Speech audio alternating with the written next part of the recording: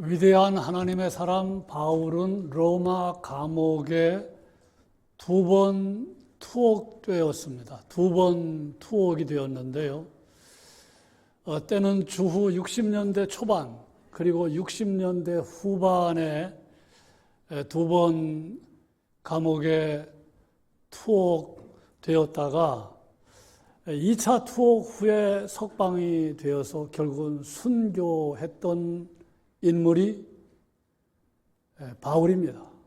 근데 바울이 1차 투옥 시에 쓴 서신이 에베소서, 빌립보서, 골로새서, 빌레몬서 4권의 서신을 일컬어서 옥중 서신이라고 하지요.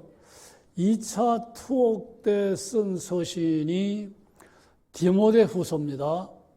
그리고 1차 투옥되었다가 석방된 다음에 2차 투옥되기 전에 쓴 서신이 디도서, 디모데전서로 알려져 있습니다. 오늘 에베소서를 읽었는데 에베소서는 에베소 교회만을 위해서 쓴 편지가 아니고 에베소 지역의 여러 교회들을 대상으로 쓴 서신입니다. 그러니까 돌아가면서 에베소서를 보라는 겁니다. 이런 걸 회람이라고 그러죠. 회람. 그러니까 에베소서는 일종의 회람 서신이라고 할 수가 있는 것입니다.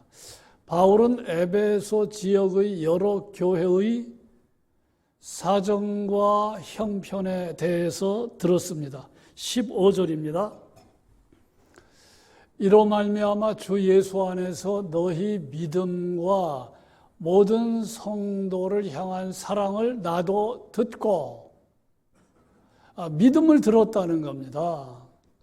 옥중에서 들었다는 겁니다.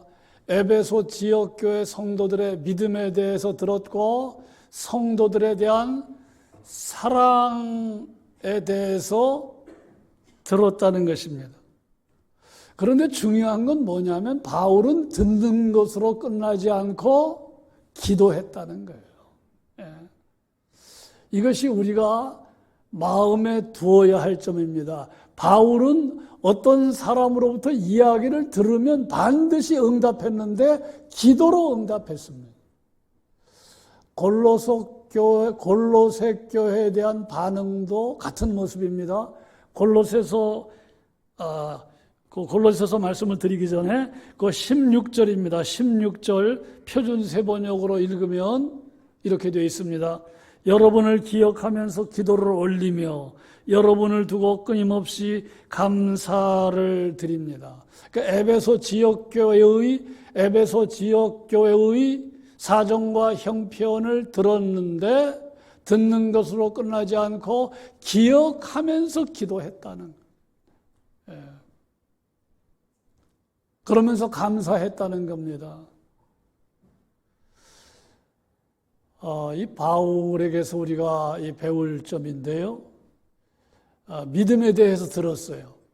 성도들에 대한 사랑에 대한 이야기를 들었는데 나쁜 소식이 아니죠. 좋은 소식인데 그런데 듣는 것으로 끝나지 않고 기도했습니다. 골로새 교회에 대한 소식을 듣고도 비슷한 반응을 똑같은 반응을 보였는데 골로새서 1장 9절 이로써 우리도 듣던 날부터 너희를 위하여 기도하기를 그치지 아니하고 구하노니. 자, 들은 다음에 바로 기도로 응답을 했다는 것입니다. 이 골로새 교회는 사실 바울이 세운 교회는 아닌데 바울이 전한 복음을 듣고 골로새의 지역에 가서 교회를 세운 인물들이 있었습니다. 빌레몬이고요, 에바브라 이런 인물들인데 어쨌든 바울은 이 반응을 그렇게 반응을 합니다. 소문을 들으면 형편을 들으면 바로 기도로 응답했다는 것입니다. 이 신약 성경에 바울의 서신이 많이 나오는데 바울의 서신이 대개 그래요. 고린도 교회도 마찬가지입니다. 글로에라는 사람을 통해서 고린도 교회의 소식을 듣고 기도하고 쓴 겁니다. 빌립보 교회도 마찬가지입니다. 바울이 빌립보 교회에 대한 소문을 에바브로디도를 통해서 듣고 기도하고 쓴 겁니다. 그래서 우리가 이 점을 좀 배워야 되는데 여러분은 어떻습니까? 다른 사람에 대한 이야기를 들으면, 교회에서 광고를 통해서 누가 아프다는 이야기를 들으면, 누가 어려움에 직면했다는 이야기를 들으면 여러분은 기도로 반응합니까? 우리 순에서 우리 순 식구들에 대한 형편을 듣잖아요. 사정을 듣잖아요. 여러분 어떻게 반응하십니까? 들으면 바로 기도로 반응합니까? 바울은 그렇게 했다는 거예요. 그러니까 아무리 생각해도 바울이 보인 이 모습은 아름다운 습관이지요. 좋은 습관입니다. 우리가 본받아야 할 습관입니다. 그래서 부족하지만 저는 이 바울의 습관을 본받아서 어떤 사람의 이야기를 들으면 대부분의 사람들이 뭐라고 얘기합니까? 기도하겠습니다 이렇게 말해요. 그런데 기도하겠습니다라고 말하는데 즉각 기도하는 사람은 별로 없어요. 그래서 이거 아니다라는 생각이 들어서 저는 어떤 사람의 이야기를 들으면 바로 기도하는, 그렇게 하려고 많이 노력하고 실제로 그렇게 합니다. 심지어는 운전 중에 한 번은 제 아내와 같이 차를 타고 가고 있었는데 어떤 교인으로부터 전화를 받았어요. 병원으로 간다는 이야기를 들었어요. 당연히 기도를 부탁했습니다. 목사님 기도해 주세요. 이렇게 반응할 수 있잖아요. 예, 기도하겠습니다 하고 끊을 수 있어요. 그런데 이렇게 반응했습니다. 우리 기도합시다. 그리고 운전하면서 기도했어요. 그러니까 생각해 보니까 이게 가능하잖아요. 근데 많은 사람들이 기도하겠습니다라고 이야기해 놓고는 실제로 립 서비스로 끝나는 경우도 있어요, 없어요? 있습니다. 좋은 것은 우리 교회 안에서 심지어는 기도 부탁하는 경우도 있고, 우리 지역 아니더라도, 우리 교회 아니더라도 어떻게 반응을 해야 되는지 바울을 통해서 배우는 것입니다. 우리 모두는 튀르키예와 시리아의 대지진, 참담한 소식을 들었습니다. 어떻게 반응해야 되겠습니까? 어떤 것이 하나님의 뜻입니까? 기도하는 게 하나님의 뜻입니다. 그래서 우리는 기도했습니다. 새벽에 기도했습니다. 수요 예배 때 기도했습니다. 기도를 부탁했어요. 기도하면 하나님께서는 우리의 마음을 어떻게 움직이십니까? 다음 단계로 움직이시는데 도우라고 말씀하시지요. 도우라고. 여러분 그런 음성 들어요, 안 들어요? 기도만 해라 그렇게 하나님 말씀하십니까? 그렇게 말씀하시지 않지요. 내적인 음성은 뭡니까? 도우라고 말씀하십니다. 그래서 우리 당회는 결정했습니다. 튀르키예와 시리아 돕는 게 마땅하다. 그래서 온 교인들이 헌금을 했는데 보니까 900만 원이 넘는 것 같아요. 900만 원이 넘는 많은 돈을 우리 교인들께서 헌금을 해 주셨습니다. 지난 3월 3일 금요일인데 그날 이 자리에서 여전도 회원들이 많이 참석하지 않았지만 여전도 회원들이 중심이 되어서 세계 기도일 예배를 드렸습니다. 1년에 한 번씩 세계 기도일 예배를 우리 교회에서는 드려왔는데 그날은 대만을 위해서 기도하는 날이에요. 근데 같은 날 같은 시간에 전 세계에 흩어져 있는 믿음의 여성들이 대만을 위해서 기도했는데 시차가 다르다 보니까 하루 종일 대만을 위해 기도한 셈이 되고 말았습니다. 여러분 지금 대만은 굉장히 외로운 나라잖아요. 잘 살기로 말하면 우리나라보다 조금 더 잘 삽니까? 그런 나라이긴 하지만 세계에서 완전히 중국이 등장하면서 왕따가 된 나라, 대만과 외교 관계를 갖는 나라가 거의 없지요.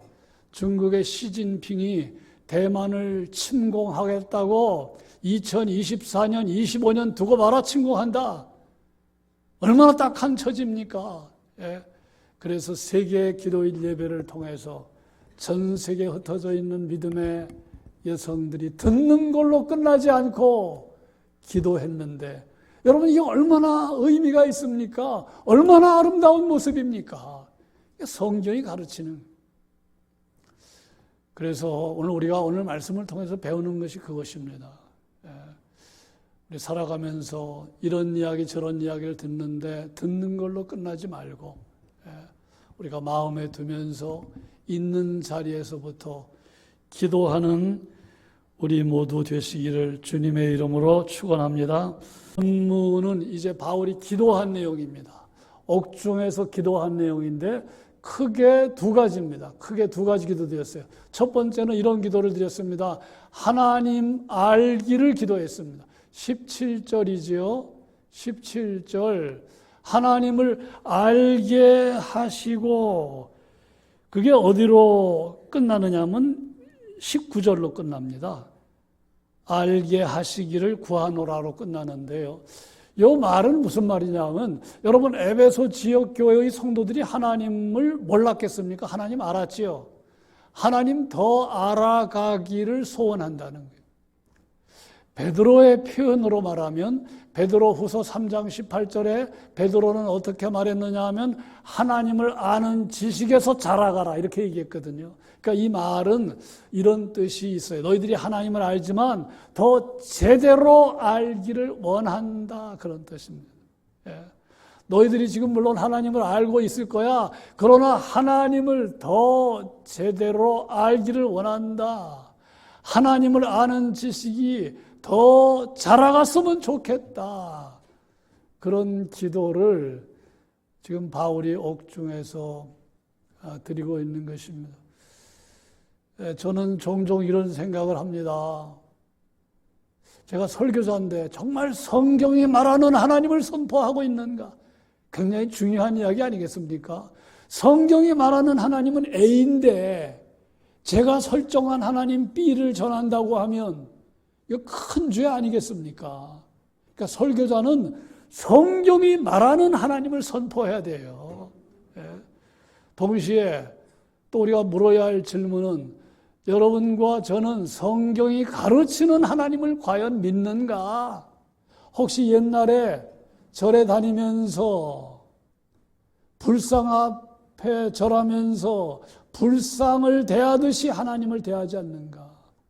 혹시 옛날에 정한수 떠놓고 손으로 빌면서 산신령을 향하여 대했던 그런 마음으로 하나님을 신앙하지 않는가? 그렇다면 큰일 날 일입니다. 우리는 성경이 선포하는 하나님을 믿어요.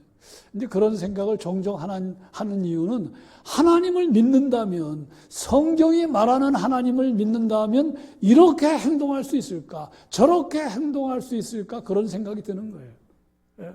어떻게 하나님을 믿는데, 성경이 말하는 하나님을 믿는데 이렇게 행동할 수 있을까? 저건 불신자보다도 못한 행동인데 저게 가능할까? 그런 생각이 드는 것입니다. 그런 점에서 여러분, 사도 바울이 에베소 지역교회 성도들을 향하여 하나님을 알아가기를 원한다. 하나님을 점점점 알아가기를 원한다. 제대로 하나님을 알아가기를 원한다. 라고 소원하며 기도한 것은 너무나 중요한 기도를 드린 것이지요. 자, 그렇다면 성경이 말하는 하나님은 어떤 하나님이겠습니까? 우리가 여러 가지 말씀을 드릴 수 있는데 오늘 본문에서는 바울이 이렇게 말하죠. 17절 뭐라고 얘기합니까? 우리 주 예수 그리스도의 하나님, 영광의 아버지래요. 여러분과 제가 믿는 하나님은 영광의 아버지래요. 그런 생각을 해 보셨습니까? 여러분, 하나님이 영광의 아버지라면 자녀인 우리에게도 영광이 기다리고 있다는 거 생각해 보셨습니까? 예. 왜 많은 젊은이들이 연예인이 되기를 바랍니까? 왜 많은 젊은이들이 잘 나가는 운동선수가 되기를 원하는 것입니까? 이유는 한 가지, 영광이 대단하잖아요. 연예인들의 영광이 얼마나 대단합니까? 스포츠 스타들의 영광 얼마나 대단합니까?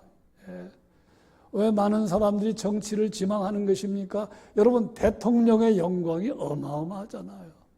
국회의원들의 영광이 대단하잖아요.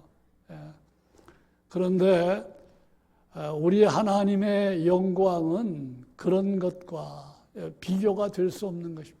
바울은 알았어요. 우리가 믿는 하나님은 영광의 아버지다.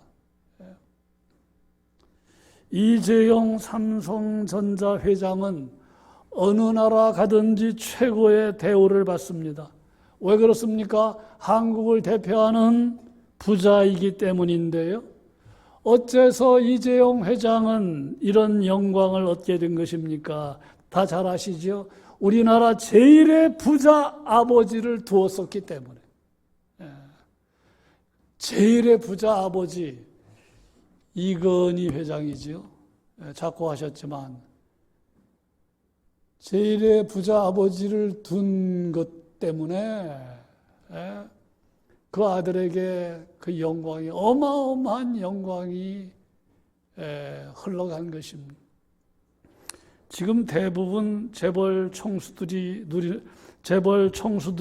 누리는 영광은 다 그런 거지요. 아버지 때문에 누리는 영광입니다.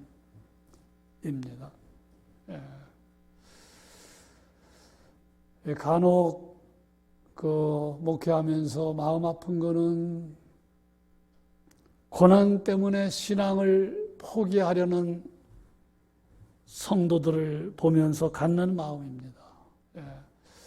심정은 이해가 됩니다. 얼마나 고난이 심했으면 하나님 신앙을 포기하려는 생각을 했겠습니까마는. 여러분, 성경은 뭐라고 말합니까? 현재의 고난은 장차 우리에게 나타날 영광과 좋게 비교할 수 없도다. 그러니까 장차 나타날 영광을 생각하면서 현재의 고난을 참으라는 거예요. 인내하라는 거예요. 소망의 인내를 가지라는 겁니다. 소망도 말하지 않고 인내하라고 하면 맥빠지잖아요. 근데 확실한 소망을 이야기하면서 현재 고난이 힘들어도 참아라, 견뎌라 하는 것이 성경의 가르침입니다. 여러분, 우리가 놓치면 안 되는 것이 있습니다. 그것은 무엇이냐면 성도에게 주어진 소망은 엄밀히 말하면 종말론적인 소망입니다. 세상적인 소망이 아니에요. 그런데 많은 성도들이 세상적인 소망이 희미하니까 시험 드는 거 아닙니까?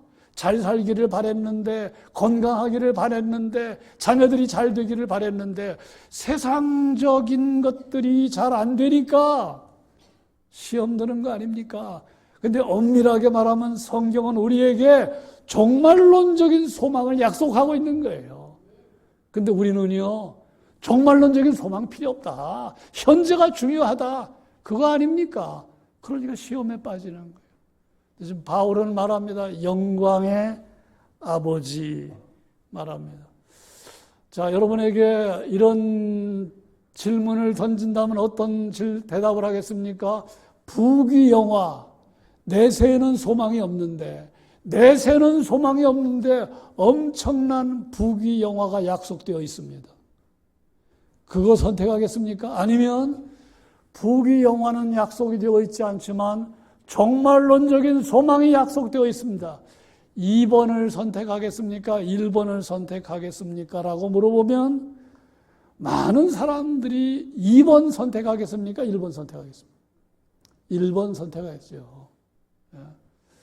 그건 한 목사만의 생각이기를 바랍니다만, 뭐 죽어서 천국 가는 거 소용없다. 현재 자녀들이 잘 되고 건강하고 세상적으로 잘 됐으면 좋겠다. 그런데 여러분 잘 생각하셔야 돼요. 여러분 이 세상의 부귀영화는 오래 못 간다니까요. 돈이 소중하지만 죽음이 왔는데 돈이 해결합니까? 불치병이 왔는데 돈이 해결합니까? 해결 못 하잖아요. 돈이 좋은 거지만 돈이 많은 사람들에게 강력하게 다가오지만 한계가 분명하잖아요. 우리가 다 건강을 소망하지만 여러분 80 넘고 90이 가까이 오면 건강은 꺾어지는 게 당연한 겁니다. 제가 요즘 우리 성도님들 가운데 옛날에는 건강하셨는데 옛날에는 안 그랬는데 그런 생각을 하는 분들이 자꾸 건강이 꺾어지는 거예요. 꺾어지는 거. 여러분 건강은 결국 꺾어집니다. 건강 자랑하지 마십시오. 젊음은 지나가는 겁니다. 거기에 소망을 두면 나중에 말할 수 없이 허무가 밀려옵니다. 다시 말씀드립니다. 현재적인 것에 소망을 두면 허무에서 벗어날 길이 없어요. 종말론적인 소망, 예수 믿으면 현재적으로 받는 복이 있어요. 종말론적인 복이 있어요. 그러나 더 큰 복은 종말론적인 복이라는 사실을 잊지를 말아야 합니다. 오늘 말씀 가운데 그 내용이 담겨져 있습니다. 하나님을 아는 것이, 하나님을 점점점 제대로 아는 것이 중요한 까닭은 하나님을 제대로 알면 내가 얼마나 존귀한 존재인지를 알게 돼요. 참 묘하지요? 하나님을 알게 되면 내가 어떤 존재인지를 알게 돼요. 우연히 세상에 온 존재가 아니라 허무한 존재가 아니라 약속받은 존재, 하나님의 엄청난 사랑을 받는 존재, 거룩한 계획이 주어진 존재임을 알게 됩니다. 소망이 있음을 발견하게 됩니다. 삶의 의미를 찾게 됩니다. 제가 병상에 있는 분들을 위해서 기도하는 것 가운데 하나가 하나님 병상에서도 삶의 의미를 발견하게 해주십시오. 여러분 중요한 기도 제목입니까? 아닙니까? 병 낫게만 해주십시오. 여러분 그건 잠깐 하십시오. 그거 필요한 것입니다만 그 차원에만 머물면 영적인 근육에 힘이 생기지 않습니다. 하나님 병상에서도 현재적인 천국을 누리는 기적 있게 해주십시오. 그런 기도도 필요한 것입니다. 삶의 의미를 갖는 게 필요합니다. 여러분 빅터 프랭클 박사 처음 듣지 않지요? 유태계 정신과 의사입니다. 오스트리아 출신입니다. 잘 나가던 의사인데 1942년 나치 포로 수용소에 갇힙니다. 나치 포로 수용소 아시지요? 소망이 없는 곳입니다. 들어가면 죽는 것이 거의 확실한 수용소가 포로 수용소인데 이 빅터 프랭클 박사가 나치 포로 수용소에 끌려갔어요. 근데 거기서 관찰하니까 두 부류의 사람이 있는 거예요. 포로 수용소에 있는데도, 포로 수용소에서 생활하는데도 소망을 가지는 사람, 기쁨이 있는 사람이 있더라는 거예요. 한편 포로 수용소에서 절망 가운데 생활하는 사람, 기쁨은 발견할 수 없고 아무런 소망이 없이 살아가는, 절제하지 못하고 살아가는 사람, 두 부류의 사람을 봤는데 더 관찰해 보니까 전자 부류의 사람들은 삶의 의미를 가지고 사는 사람들이었다는 거예요. 그런데 놀라운 건 그런 사람들 가운데는 살아난 사람들이 많았다는 거예요. 소망을 갖지 못하고 삶의 의미를 갖지 못하고 살아간 사람들은 대부분 죽음으로 끝났다는 것을 알고 이분이 기적적으로 포로 수용소에서 살아남죠. 역시 거기서도 삶의 의미를 찾고 살아남습니다. 그 이후에 그가 창시한 것이 잘 알려진 의미 치료입니다. 의미 치료. 빅터 프랭클 박사는 사랑하는 아내도 포로 수용소에서 잃고 가족들도 대부분 잃었지만 얼마나 참 사는 게 힘들었겠습니까? 그러나 하나님 신앙 안에서 삶의 의미를 갖고 93세까지 살았던 인물인데, 여러분, 우리가 하나님을 제대로 알면 삶의 의미를 발견하는 거예요. 그래서 결국은 역경을 이겨내는 겁니다. 여러분, 이게 능력이 아니고 무엇이겠습니까? 그런데 하나님을 알게 되는 거는요, 하나님을 점점점 알아가는 건 우리의 노력으로 되는 게 아닙니다. 이 책상머리에서 되는 게 아닙니다. 예.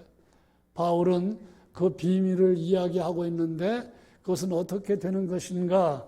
오늘 바울이 답을 가르쳐 줍니다. 17절. 우리 주 예수 그리스도의 하나님 영광의 아버지께서 지혜와 계시의 영을 너희에게 주사 하나님을 알게 하시고, 계시와 지혜와 계시의 영이 임하면 하나님에 대해서 점점점 새롭게 알게 된다는 거예요.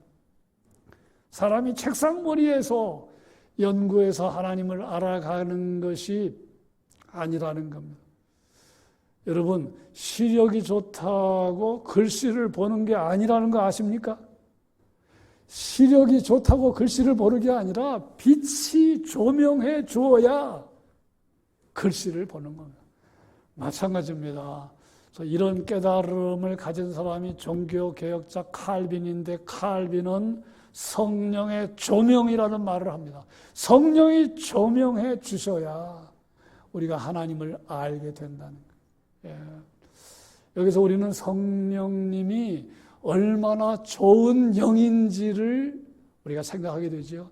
지혜를 주시는 영, 계시의 영, 성경은 또 뭐라고 말합니까? 진리의 영이기도 하다. 우리로 하여금 회개케 하는 영이기도 하다. 그러니까 성령 사모해야 되겠어요? 사모하지 말아야 되겠어요? 예?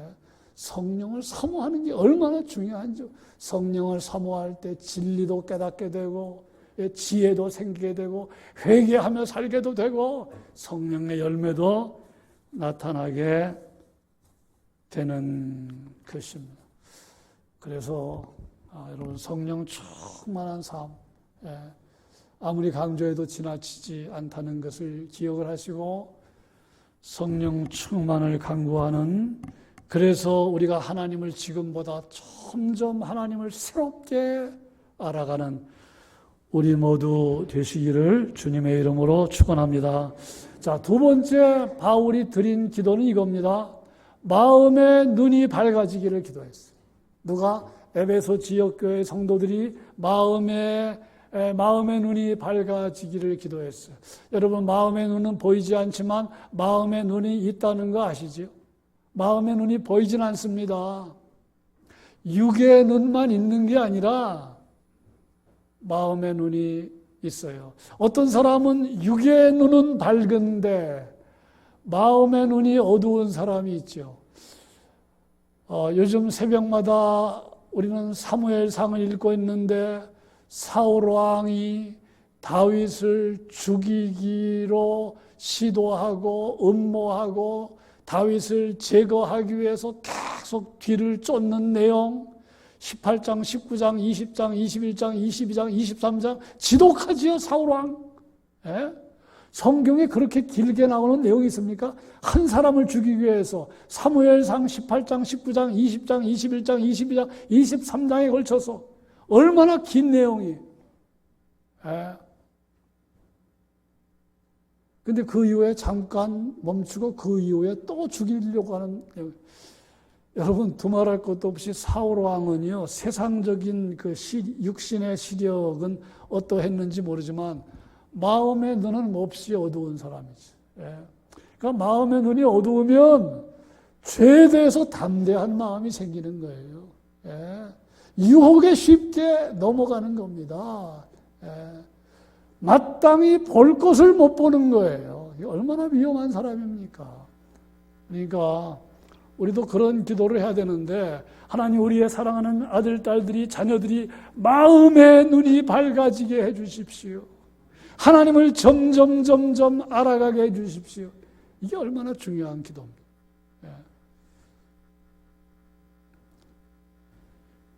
바울은 마음의 눈이 밝아져 세 가지 알기를 소망했어요. 첫 번째, 부르심의 소망이 무엇인지 알기를 소원했어요. 여러분과 저는 하나님이 부르신 사람들이잖아요. 그런데 부르심의 소망이 무엇인지 아십니까? 여러분과 저는 하나님께서 부르신 자인데, 우리는 부름받은 자인데, 부름받은 자에게 주어진 소망이 무엇인지 아십니까? 그거 좀 제발 알았으면 좋겠다. 지금 바울이 그 얘기합니다.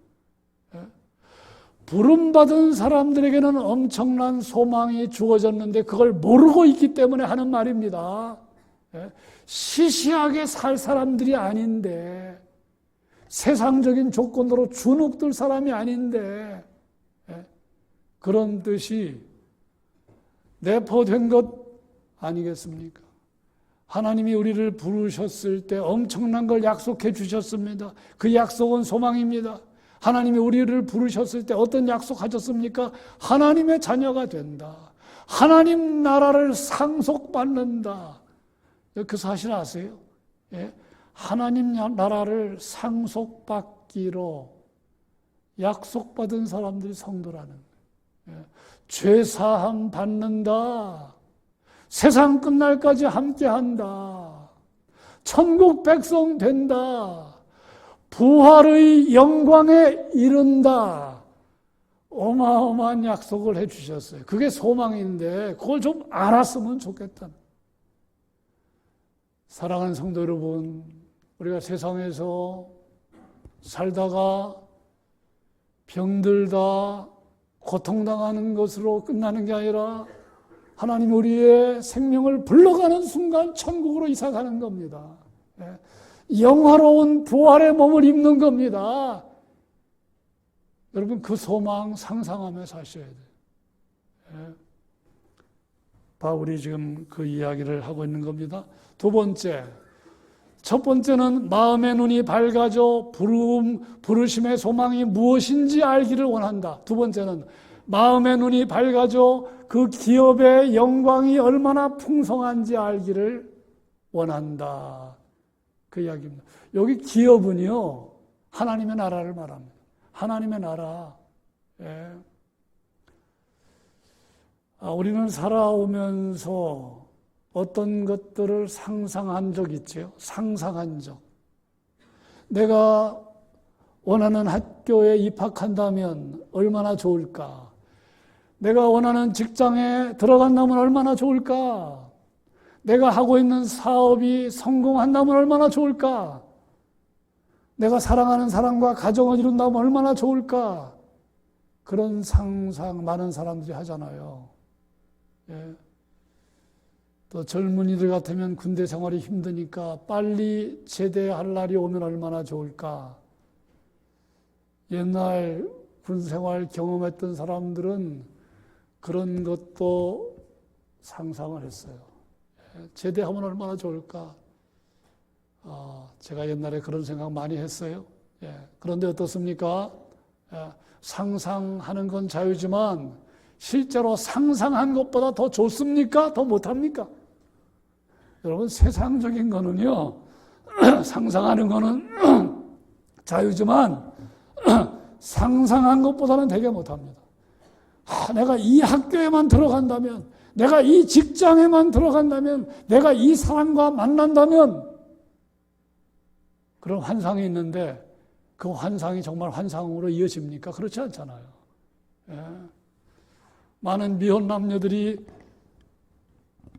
어느 날 백마 타고 나타날 왕자를 기다리지만, 신데렐라 같은 공주를 기다리지만 그런 사람이 나타났다고 해서 실제로 결혼이 이루어졌다고 해서 환상적인 생활이 이어집니까? 아니라는 거 다 아시잖아요. 아기가 아프면 들러 업고 병원으로 달려가야 되고, 아이가 똥을 싸면 똥을 치워야 되고, 쓰레기도 갖다 버려야 되고, 굳은 일도 찾아오는 것이 결혼 생활 아니겠습니까? 그러니까 세상적인 건 상상하는 건 자유지만 실제는 여러분이 상상하는 것보다 못하다는 거예요.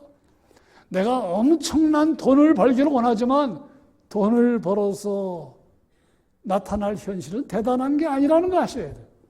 대단한 게 아닙니다, 여러분. 예.